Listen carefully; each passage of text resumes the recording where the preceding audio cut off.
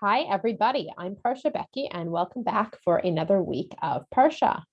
As I'm sure you recall, last week we finished the second book of Chumash, the book of Shemot, which means that this week we're ready to start the third book of Chumash, the book of Vayikra. And since it's the first Parsha in the book, this week's Parsha is also called Vayikra.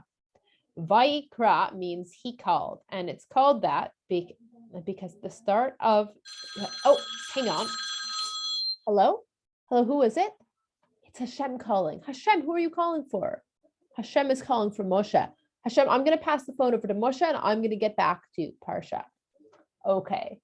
I know I'm being silly. Hashem isn't really calling on the cell phone, but it's called Vayikra because at the start of the Parsha, at the start of the book, Hashem calls Moshe and says, hey, Moshe, I have some rules for you to tell the Jewish people about korbanot, the sacrifices, the gifts that we can bring to Hashem at the Mishkan, now that we just finished building the Mishkan at the end of the book of Shemot.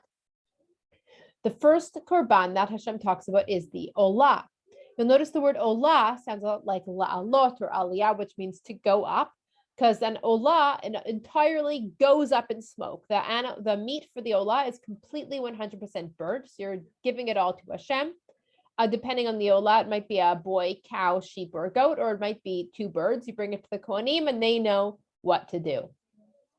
The next type of korban we learn about in the Parsha is the mincha. A mincha is a word which means gift.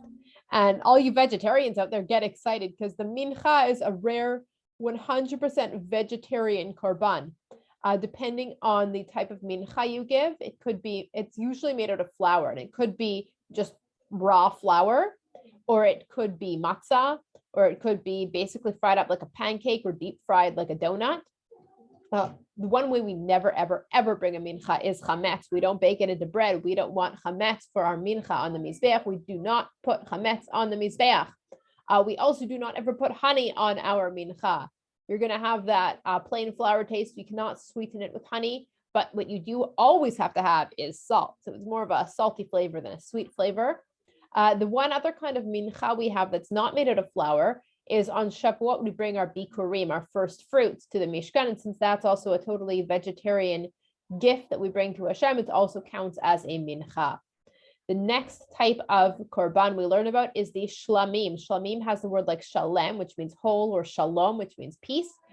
Because you bring the shlamim when you feel at peace, you feel whole, you feel happy. You choose when you bring the shlamim. The other korbanot, there's specific times that you have to bring them. The shlamim you bring because you feel like, because you're happy, you want to have a barbecue with God to say thanks of having a great life. You choose to bring the shlamim. And what's cool about the shlamim, you're really having a barbecue with God, because you bring the animal to the kohanim. Some parts of the animal get burnt, like you're giving it to Hashem. Some parts the kohen eats. Some parts you get to eat.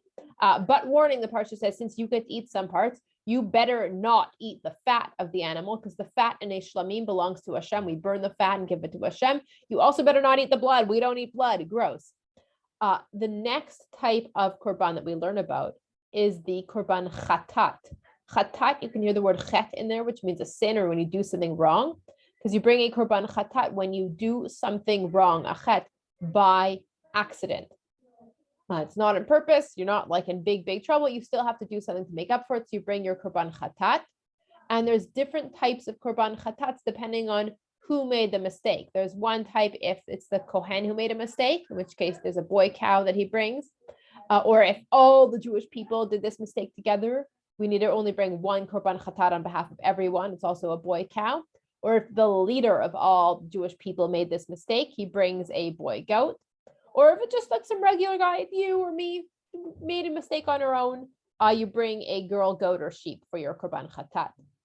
And the next type of korban that we learn about in the Parsha is the korban asham. Asham means guilt or ashamed. You hear the similar word in English too. And a korban asham is for when you do something wrong, not exactly on purpose, but also not exactly completely by accident, like for a korban chatat. It's like maybe you forgot that you weren't pure enough to go into the Mishkan and you went in, or you forgot that you made a promise to Hashem and the time passed and you didn't keep it. It wasn't like you were trying to do it. It wasn't exactly complete accident out of your control. You made a mistake, but it was a little mistake. You make up for it by bringing a korban asham of a girl, sheep, or goat. Or, sheep and goats are kind of expensive. Torah says if you can't afford that, instead you can bring 2 birds. You know what? Even birds are kind of expensive. If you can't afford that, you can just bring some plain flour. That's enough. You also bring a korban asham if you take something that belongs to the mishkan. Now, of course, when you steal something, you always have to give it back. But unlike when you steal from a person, when you pay back double or 4 or 5 times, depending on what you took, which we learned back in Parshat Mishpatim, when you steal from the mishkan, you give it back. You pay an extra 1/5 of the value, and you also, in addition to that, you bring a korban asham of a boy sheep. And you also bring a korban asham if you break a promise to another person or you trick somebody into believing something that's not true. You have to make up with that person and pay back to them what you cost them from your deceit or your broken promise plus 1/5. But you also have to apologize to Hashem for treating other people badly by bringing a korban asham of a boy sheep for your asham.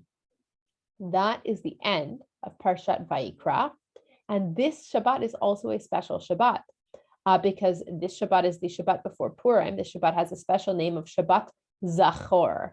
And you might remember that Zachor means remember. And for Shabbat Zachor, we read after the Parsha, we read an extra passage from the book of Devarim, 5th book of Chumash, a short passage asking us to remember Zachor, something that happened actually several weeks back in the book of Shemot, when we were walking through the desert, minding our own business, when all of a sudden a group of people called Amalek snuck up behind the Jewish people and attacked.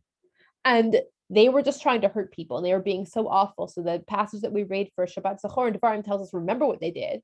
Don't forget, and make sure that people who do that kind of thing are stopped completely and permanently. And this is an important reminder that we read before Purim, because the bad guy in the Purim story, Haman, is actually from that same group of people called Amalek and kind of follows the same modus operandi. So this is a good reminder for us to get ready for Purim when we follow the directive of Zachor, not only by reading this passage to remember what happened, but also by booing Haman and making noise every time we hear his name to show that we're like stamping out the memory of people who behave like he behaved while we read the Megillah for Purim, Megillat Esther. That is the end of this week's Parsha. Shabbat Shalom and happy Purim in advance.